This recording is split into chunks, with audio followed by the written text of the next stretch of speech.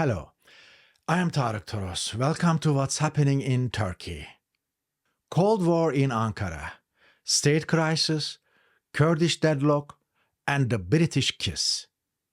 This week, as Ankara celebrated the 102nd anniversary of the Republic, a major political crisis erupted. Behind the official ceremonies, deep tensions were quietly unfolding within the ruling circles. No matter how bright the stage looked, the power struggle behind it was impossible to hide. Turkey's economic crisis is worsening.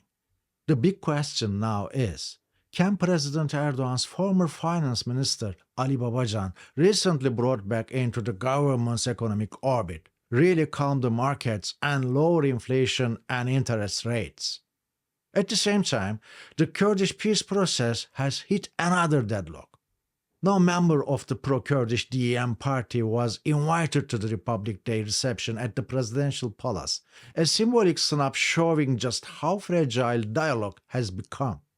Meanwhile, the PKK announced it will withdraw its remaining fighters from Turkey into Iraq. Could this signal a turning point? And in foreign policy, another shift is underway. After failing to secure F-35s and F-16 upgrades from the United States, Erdoğan turned to Britain, signing a deal to purchase 20 Eurofighter jets worth £8 billion. British Prime Minister Keir Starmer made a quick visit to Ankara to finalize the deal.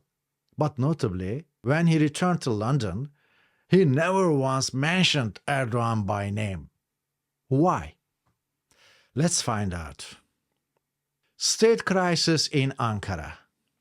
Tensions between Turkey's ruling coalition partners, the ultra-nationalist MHP and the dominant AKP, burst into the open during Republic Day week. MHP leader Devlet Bahçeli not only skipped the official reception at the presidential palace, but also refused to send any party representatives. Sources close to Bahçeli say this was a deliberate message of discontent.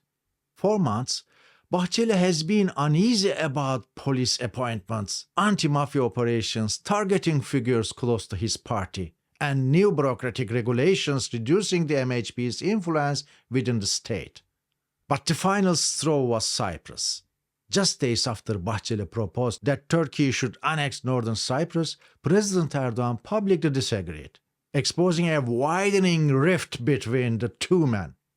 Around the same time, US media reported that President Donald Trump might soon ask Ankara to withdraw its troops from Cyprus. According to a column in the Washington Examiner, Washington is preparing to offer Turkey a deal bigger than anything even the UN ever proposed, including enhanced defense cooperation, EU-backed energy projects, and new trade privileges in exchange for a troop withdrawal. Cyprus aside, the split within the ruling bloc has reached its most serious point in years. In Ankara's corridors of power, people are now whispering that the rope binding the two partners is wearing dangerously thin. Kurdish patience wears thin. Turkey's most recent Kurdish peace initiative, quietly ongoing for nearly a year, has failed to produce any tangible results, despite discreet contacts between Ankara and imprisoned PKK leader Abdullah Öcalan on İmralı Island. At the outset, Öcalan had declared the PKK dissolved, and the group even held a symbolic disarmament ceremony. Yet despite these gestures, the Turkish government has made no reciprocal political or legal moves. As uncertainty continues, frustration within the PKK is mounting. On 26th of October, the organization announced plans to withdraw its remaining militants from Turkish territory into northern Iraq. Sources in Ankara confirmed that between 300 and 600 fighters have already crossed the border. But just before the announcement, footage surfaced showing PKK fighters in military formation, a clear reminder that the earlier disarmament was largely symbolic. Politically, things looked just bleak. No members of the pro-Kurdish DEM party were invited to the Republic Day reception. Although a delegation met President Erdoğan the next day, the meeting ended without any progress. Meanwhile, Selahattin Demirtas, now in his 9th year of imprisonment, released a letter addressing the process. He criticized the government for deepening social divisions, citing the ongoing crackdown on the opposition CHP, state control of Kurdish municipalities, and the continued detention of sick or time-served prisoners. In short, Kurdish patience is running out. Despite open communication channels, the lack of meaningful political progress is eroding hope and making Ankara's talk of normalization sound increasingly hollow.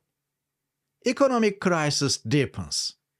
Turkey's economy is enduring one of its toughest periods in decades, with no sign of recovery on the horizon.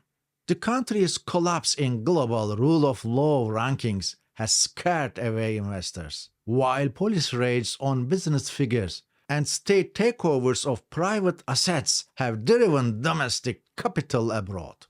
President Erdoğan seems to realize there is no easy escape. Still, he appears convinced that reshuffling the team might restore confidence. After the 2023 elections, he appointed Mehmet Şimşek, known for his ties to London's financial circles, to signal a return to rational policies. 2.5 years later, that promise has faded.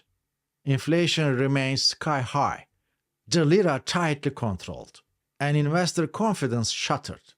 Now Erdoğan is once again turning to Ali Babacan, once hailed as the architect of Turkey's economic boom. Babacan broke with Erdoğan in 2018 after a bitter fallout and later founded his own party. But for a pragmatist like Erdoğan, past conflicts matter little. This week, Babacan was invited to the presidential palace for the first time in 8 years, where he met Finance Minister Şimşek. In Ankara, the meeting is seen as a signal of a coming reshuffle in the economic team. Sources close to Babacan's party describe it as a handover in preparation. Yet the real problem runs much deeper. Without restoring trust, predictability, and the rule of law, no personal changes will convince the markets that Turkey has truly changed direction. A lifeline for the British economy. Even as Turkey faces one of the worst economic crises in its modern history, Ankara has signed an £8 billion fighter jet deal with the United Kingdom. Prime Minister Keir Starmer made a one-day trip to Ankara exclusively for this agreement. The deal covers Eurofighter Typhoon jets, a program largely abandoned by Britain and other EU states in favor of the US-led F-35.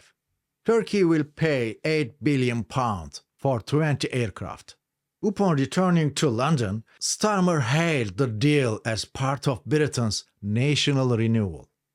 The Turkish order will restart the long-idle Eurofighter production line, creating around 20,000 jobs across the UK. But what's most striking is that Starmer never mentioned Erdoğan, neither in public remarks nor on social media. The diplomatic silence suggests London wants to frame the deal as an economic victory, carefully distancing itself from Ankara's domestic politics. Meanwhile, Turkey's deepening economic and governance crisis continues to deter foreign investors. Yet, for countries eager to sell weapons, energy, or infrastructure, a cash-strapped Turkey remains a lucrative market. I am Tarık Toros, and you've been watching What's Happening in Turkey. See you next week.